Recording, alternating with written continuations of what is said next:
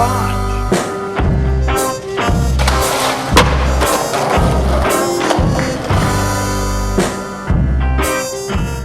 Well, Rick O held it down for sure and still does. I mean, you had Matt Reasons, Jerry Fisher, Stevie was the original Love Park, and all the DGK, the OG DGKs, Serge Stradowski, all the OG dudes. Roger Brown, hands down, was like the original Philly dude. Shit would get sketchy. I mean, the real sketchiness was the bums back in the day would like all be selling crack and they like ran the park, you know? Like I've seen fights, people get stabbed with screwdrivers. The one was this crazy dude, he dropped the N-bomb on little Stevie, and I don't even know if that dude lived. Everybody beat this dude with their boards, like it was bad. Like the dude was down, teeth busted, blood everywhere, and like we just hear sirens and everyone just took off. Like, but yeah, I've seen people really get beat down there.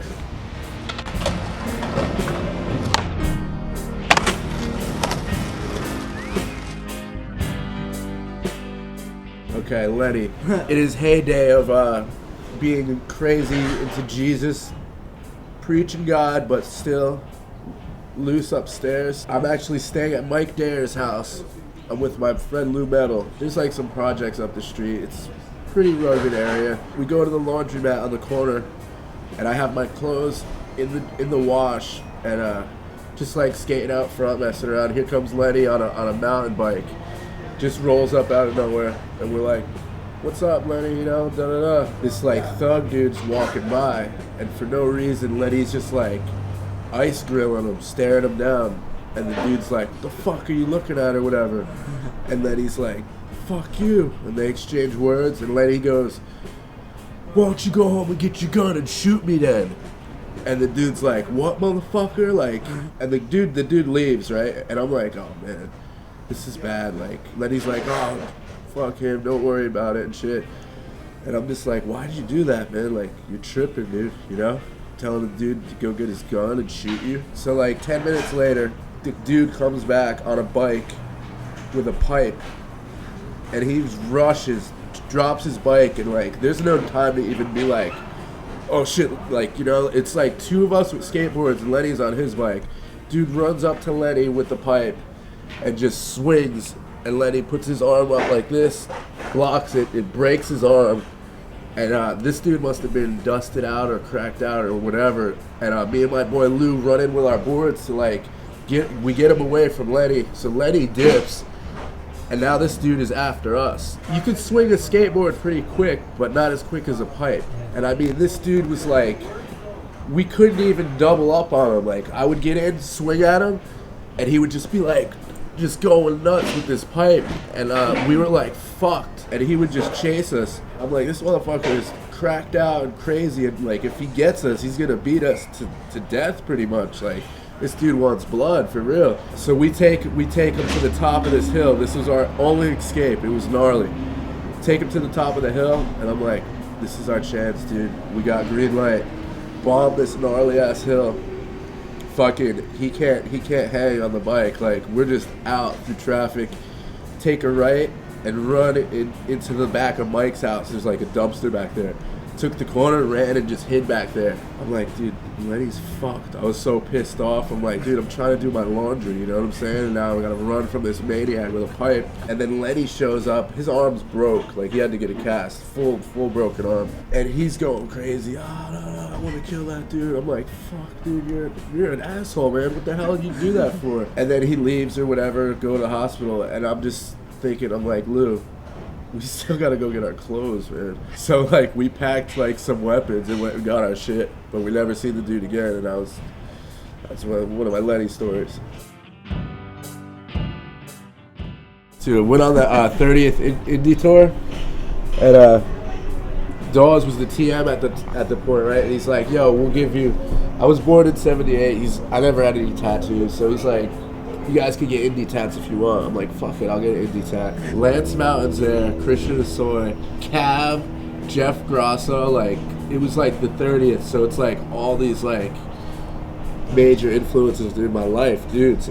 And I'm like, yeah, fuck, put fuck the rest on the other side of my arm. Like, I don't care, might as well, because that's like kind of an indie like thing. Fuck the rest.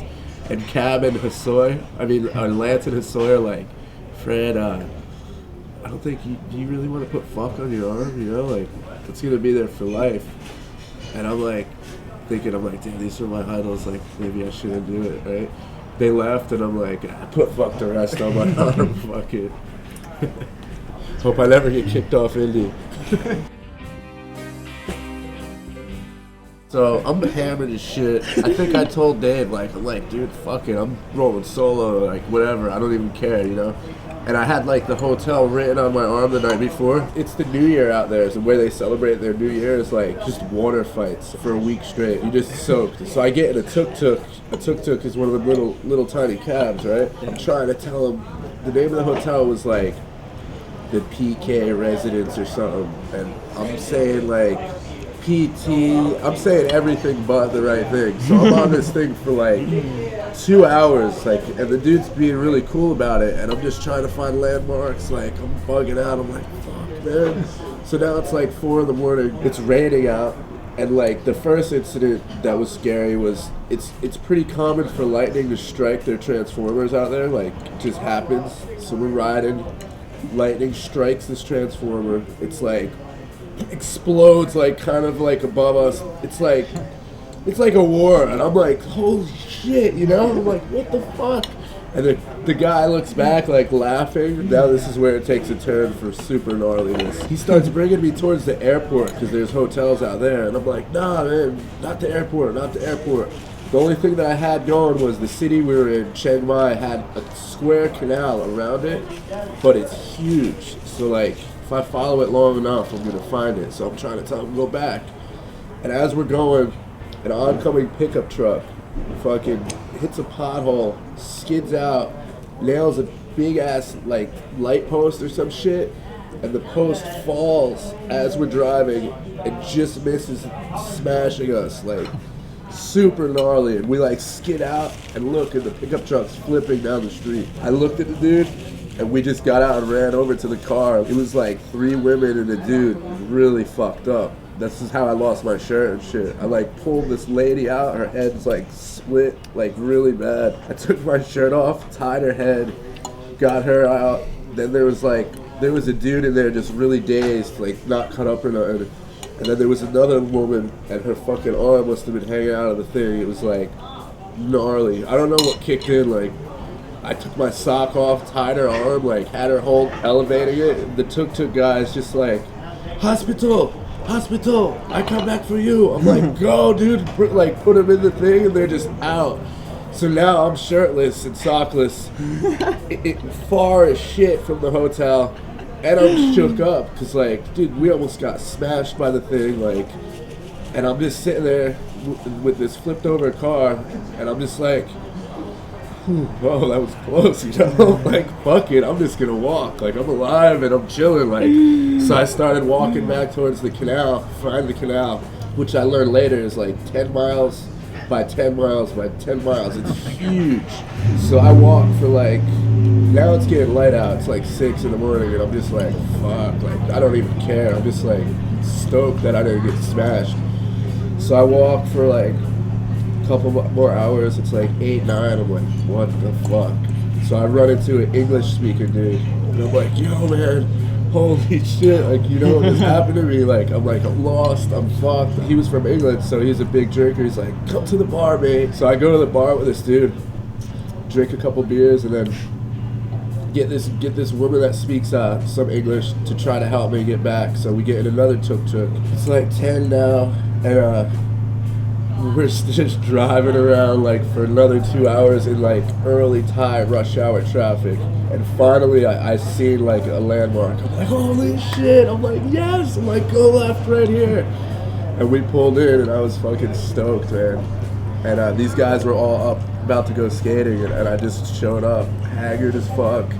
You're just like, dude, you guys aren't gonna believe this, I just saved lives. So, dude, if that was me, I just seriously probably would have just sat down and cried. Died.